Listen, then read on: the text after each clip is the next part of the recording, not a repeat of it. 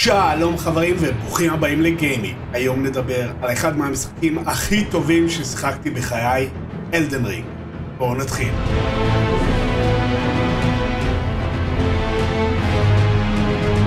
עולם הגיימינג תמיד צועד קדימה. כבר שנים שזה התחום הכי מצליח בתעשיית הבידור, והתחרות הגוברת של המפתחות על ליבם וכספם של הגיימרים מספקת לנו אין ספור משחקים שאפתניים, מושקעים ומרשימים מאי פעם. בכלליות, זו תקופה מדהימה לגיימינג. עם זאת, אפשר להתווכח שרובם המוחלט של המשחקים שיצאו בעשור האחרון הם סוג של גרסאות משודרגות של משחקים שיצאו לפניהם. אך בתוך ים של סיקוולים, רימייקים, רימאסטרים ואין ספור משחקי עולם פתוח שהציפו את השוק בשנים האחרונות, צצה לה גם סדרת דארק סולס, שעם הזמן יצרה סביבה ז'אנר משחקים חדש ומרענן, הסולס-לייק. כמו גיימרים רבים אחרים, גם אני במשך שנים נרתעתי מהסדרה הידועה ברמת הקושי הגבוהה שלה. למה לי להוציא $60 על משחק שלא אוכל אפילו לסיים? אך בזכות בצורת המשחקים בתחילת דור הפלייסטיישן 4, נכנעתי לבסוף לסקרנות שלי וניסיתי את משחק הסולס הראשון שלי, בלאדבורן. ומאותו רגע חברים, חיי כגיימר השתנו לעד.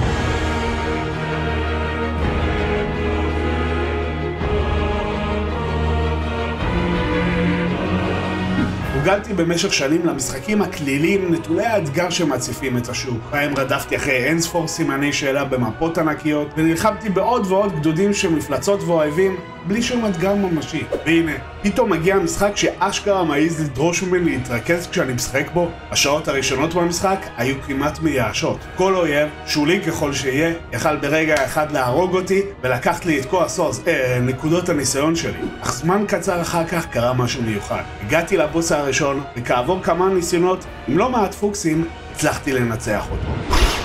איזה סיפוק! באותו רגע הרגשתי פרץ אדרנלין ואופוריה שלא הרגשתי משום משחק אחר בעשור האחרון. חזרתי אחורה בזמן לתקופה בה כל בוס הרגיש מרשים ומאיים, ולסיים משחק לא היה מובן מאליו, אלא הרגיש כמו הישג אמיתי. הפכתי בן רגע למעריץ סולס מושבע, ומאז אני עוקב באדיקות אחרי כל משחק חדש של המפתחת From Software.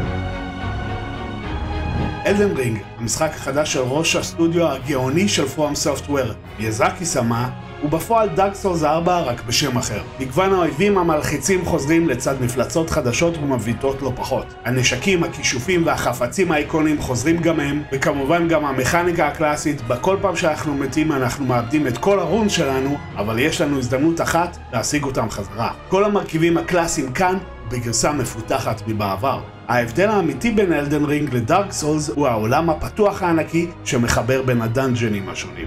בכנות, אני כבר די שבע מעולמות פתוחים, והליניאריות היחסית במשחקי סולס תמיד הייתה חוזקה בעיניי. כל אזור היה מפורט וייחודי בפני עצמו, והתחבר בצורות מפתיעות ומגניבות לאזורים אחרים במשחק. אבל העולם הפתוח באלדן רינג עלה על הציפיות הגבוהות שלי. זה העולם הפתוח הכי מסקרן, מפורט ומגוון בו שיחקתי, ומבחינתי הוא עוקף אפילו את העולם המופלא של זלדה Breath of the Wild. From Software הם המאסטרים הבלתי מעורערים של עיצוב סביבות משחק, ובאלדן רינג הם הצליחו לקבוע רף חדש למשחקי עולם פתוח. ביום המיוחד של GTA 6 ו-Breath of the Wild 2 סוף סוף יגיעו לקונסולות שלנו, ההשוואה תהיה בלתי נמנעת.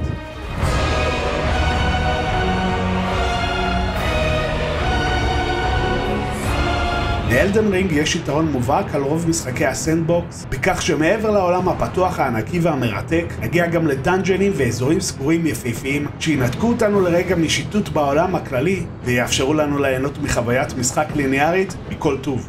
האלמנט הזה זה בדיוק מה שהיה חסר לי ב-Breath of the Wild ומנע ממני לראות בו משחק מושלם. וגם כאן אלדן רינג סיפק את הסחורה ונותן לנו ליהנות מכל העולמות. From, שיחקתם אותה בגדול.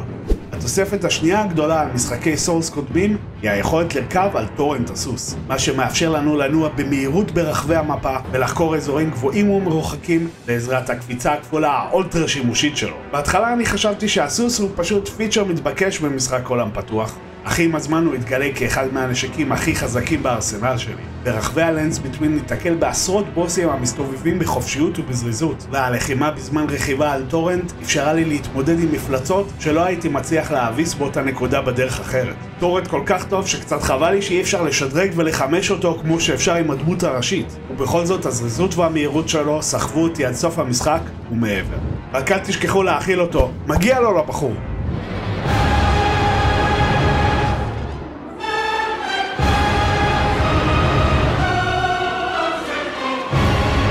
מי ששחק משחק סולס בחייו יודע מה מצפה לו.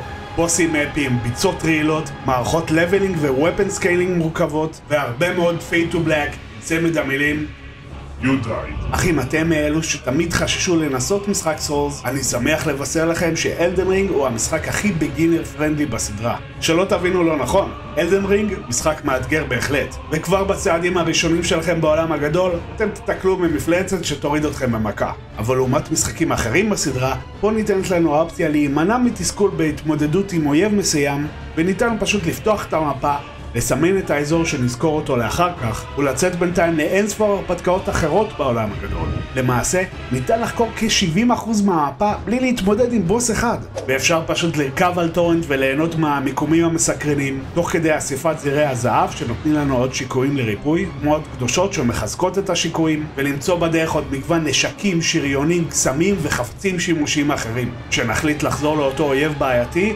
הסיכויים כבר יהיו גבוהים יותר לטובתנו. נקודות החולשה של המשחק, למי שממש מחפש אותם, כוללות מחזור מסוים של מספר בוסים, יש כמה אויבים עם מתקפות לא פריות במיוחד, בעוד שמבחינה עיצובית, אלדן רינג מציב רף חדש לסדרה, ברמה הטכנית, לדימון סולס רימייק יש גרפיקה קצת יותר מרשימה.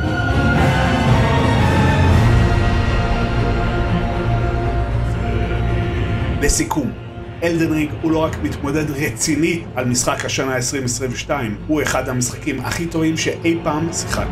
פרום סופטוור לקחו את הנוסחה הקסומה של משחקי דארק סולס, הוסיפו לה עולם פתוח, מאפנט, מכניקות חדשות ומודרניות שמנגישות את המשחק ליותר גיימרים, מבלי לקחת מהמסתורין שמייחד את הסדרה, סאונדטרק מעולה וגיימפליי משובח מאי פעם. אחרי שסיימתי את המשחק פעמיים עם ניו גיים פלוסים רבים בעתיד הקרוב, השאלה היחידה שמטרידה אותי היא מה עכשיו? האם הפרויקט הבא של פרום סופטוור יהיה שווה בגודלו? כמה שנים נצטרך לחכות עד שנשים את ידינו על אלדן רינג 2? אבל תכלס, אם זה מה שמטריד אותי כרגע, אז באמת שמדובר במשחק שאסור לפספס.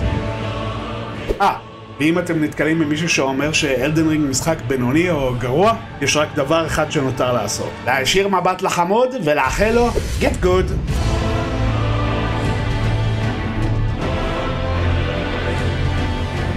זו הייתה הביקורת שלי לאלדן רינג. אם אהבתם, אשמח שתכתבו בתגובות. תנו לסרטון לייק ותירשמו אם אתם חדשים בערוץ. ביי חברים.